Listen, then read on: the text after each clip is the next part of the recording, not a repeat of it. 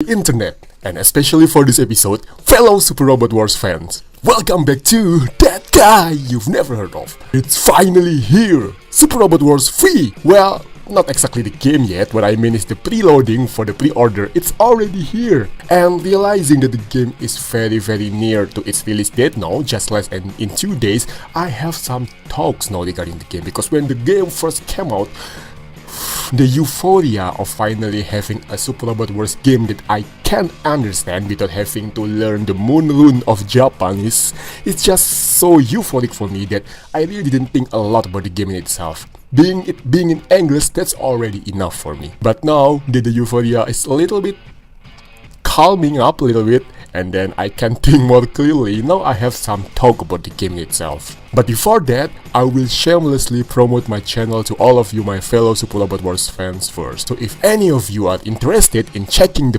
playthrough of Super Robot Wars V as soon as it is released, then maybe keep a notify on my channel, because I'm gonna do playthrough for Super Robot Wars V beginning from the very day one, or even hour 1, because I'll be standbying at that time. I can't wait, and I really want to record my playthrough as soon as possible because I want to share this journey with you, or more fittingly, this voyage with you. V. So if you are interested in spoiling the game for yourself, maybe check my channel. Having said that, now I want to talk about the preloading experience. First of all, the download size of the game is only 6.5 GB and the install size is 7.5 GB. And regarding the bonus for the pre-order, if any of you are wondering, it comes in the form of DLC. So there are 4 separate DLC, but the problem is it was kinda hard for me to begin with to identify what is every single one of these DLC mean, because the title is a little bit ambiguous, and to make the matter worse, for some reason that I completely doesn't understand, the store page of Super Robot Wars V in PlayStation Plus doesn't even list the bonus pre-order anymore. It's been like that since at least the last week or so, which doesn't make sense. If you are promoting your game for a pre-order and you have bonus for people to pre-order your game, then why just erase the list of that pre-order bonus from your page? Because you already have that to begin with anyway. So why just erase that? That doesn't make sense. But I managed to find the list of that bonus anyway, so I can compare between the two, and it is indeed a little bit confusing. So basically, initially, we will promise 3 batch of bonus. First of all, there is a special team for Super Robot Wars game for our dear PlayStation system, and there is also 2 packs of scenario. The first pack of scenario is some sort of special kit pack, that in the sense that in finishing this scenario, you will receive a lot of bonus parts. I think it is something called V-Circuit and Quantum Computer Terminal, some parts that might be helpful for you in the early game, and then you'll also give 100,000 in-game currency. The idea that it's gonna help you to jumpstart your game, so to say. And yes, indeed, in the DLC that is released, there is one thing that is called Special Starter Kit Pack, so I think at least in that particular bonus, we are clear. About the original team though, the surprising thing is that it is not included in that 4 DLC, so the team is like a separated things. So you have 4 DLC and 1 team. To begin with, it's not matched already, because you are supposed to only get like 3 bonus including team, but now you get 5 bonus including team. The second scenario that we will get is a scenario called Trial by Fire. Yes, it is... No, actually it's Trial by Fire, right. I'm sorry. So yeah, the Trial by Fire will be unlocked after the second episode. So the idea is that in this episode we will get some bonus as well to help us, which is like 50,000 money, 500 tech point, and some parts. Yeah, powered parts and barrier field. Yes, in this regard as well, we have this scenario here, we have this DLC here, which is bonus scenario, Trial by Fire, so that one is also clear. The problem is that you have this 2 DLC that is not really clear. It has the L version purchase gift fee, download version purchase gift fee, which kind of makes me wonder if this is something that is specific to the download version, to the digital version, and it isn't available for the physical version.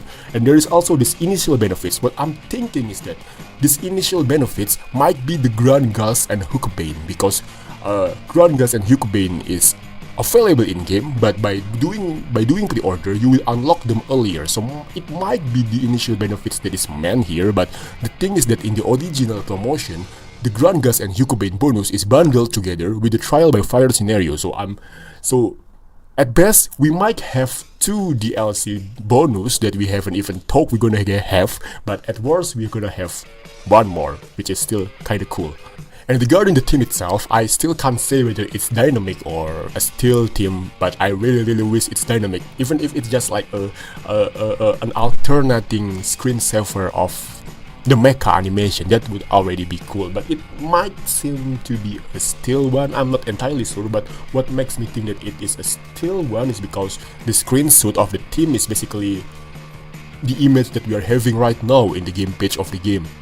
But I can very be wrong, and it will just take me 2 days to prove me to be wrong. So that's it for the pre-order bonus. Now I have some opinion about the game itself. First of all, I'm already confused with why the marketing is a little bit choppy in my opinion. Well, it has first of all the problem with that pre-order bonus that is not even listed anymore, but secondly, there is not even any English trailer for this game, which is weird because I remember this game was very hyped by Bandai Namco as the beginning of something. Even the title of V Voyage itself is supposed to say that this is the beginning of a new journey. New journey in the sense, of course, also mean the new journey of Super Robot Wars trying to break into non-Japanese speaking world. Following that narrative, then I can only imagine that Bandai Namco would awfully hype the promotion of this game, but we don't even have the English trailer for this game, which is weird because Moon Dweller have an English trailer, right? And this is supposed to be the mainline series. This is supposed to sell even better than Moon Dweller, then why not even promote it? Which make me feel more irked about the translation team's decision to localize the name of some animal, because Yamato, as example, the space battleship Yamato in this game is called the Star Blazer, which is the Americanized version of Space Yamato, because the series was aired as Space Blazer in American back in 1979, I believe 1979.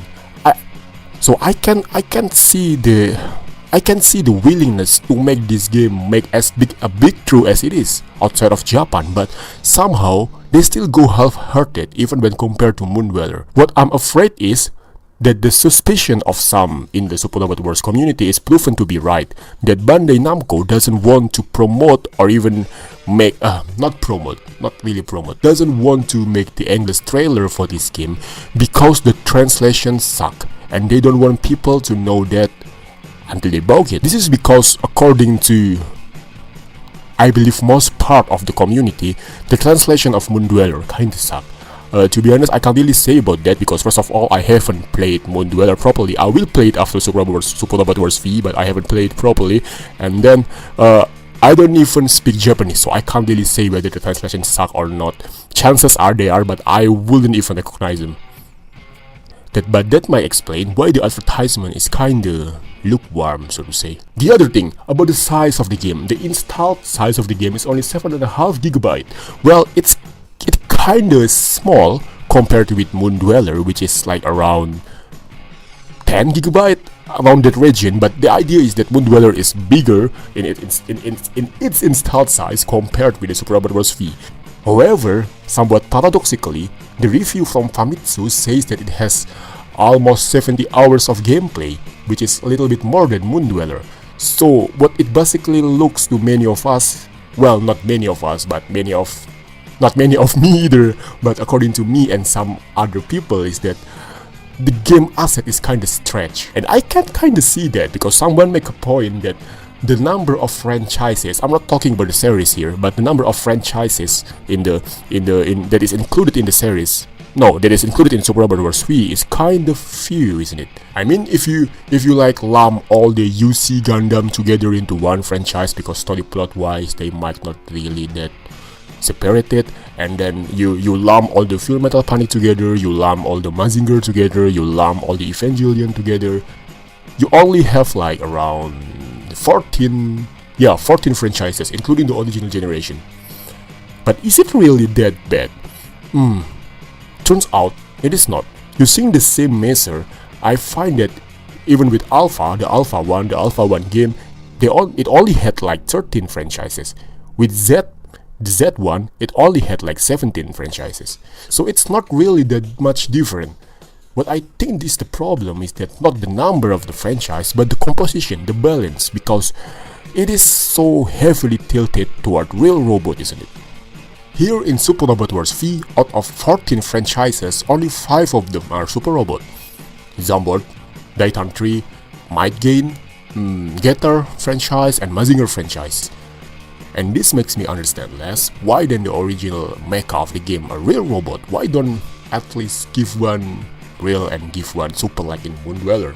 And that kinda sucked for me because I really love Super Robot and all of its outlandish and cheesy attack animation. And in fact, I have something to show you. So I just went to an anime and gaming conference in my city like last 2 weeks, and then I saw something, and the moment I saw it, I know that it is something that I have to have. Speaking about this. You see this shirt?